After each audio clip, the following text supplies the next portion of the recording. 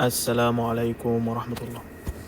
في حاجة اكتشفتها بس حبيت ان انا اقول لكم عليها.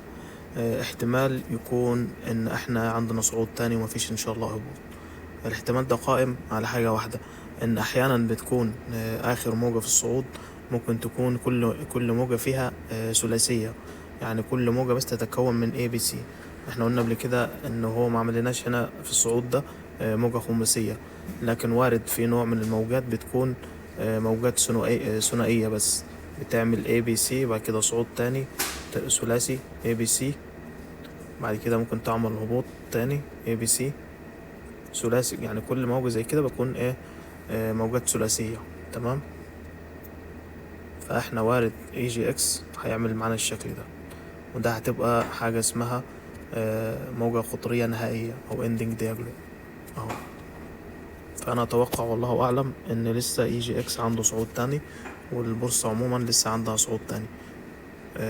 أعتقد يعني، ويعني شرط اللي هو النموذج ده، أو شرط إن احنا نضمن فيه صعود تاني ما يجيش يكسر عندنا القاعدة أهو.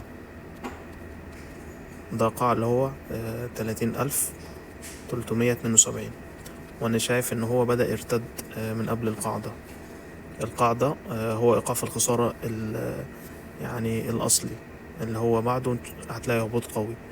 فحاليا إيقاف الخسارة في البورصة أو في EGX 30 عند 30,372، وده هيبان معانا إن شاء الله من بكرة لو شفنا شمعة ارتدادية كويسة، شمعة مثلا دوجي حلوة. فده بإذن الله بداية من الأسبوع اللي جاي إن شاء الله إن احنا هنشوف بعد كده صعود.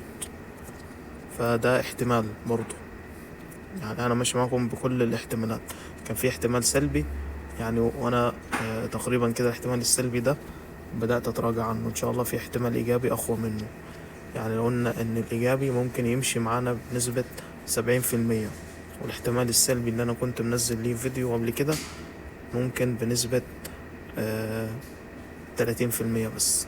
فإن شاء الله احتمال الإيجابي هو اللي هيكون سائد. وده إن شاء الله إن احنا خلاص احنا EGX عندنا 5 موجات، آخر 5 موجات تمام على اليوم اهو.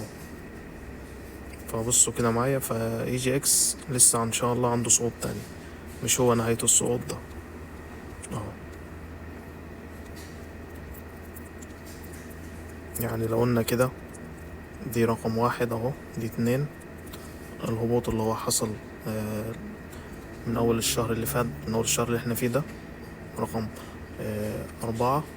وبعد كده عندنا صعود تاني ممكن يوصل لنا عند القمة، أو يجي يخترق القمة بحاجة بسيطة اهو.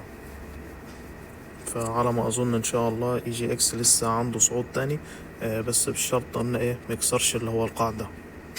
يعني وقف الخسارة حاليا كسر القاعدة.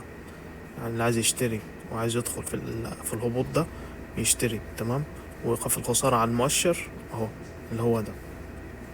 فان شاء الله لسه عندنا صعود تاني، وايه لسه يعني مخلصناش صعود، وده الاحتمال الاغلب ان شاء الله.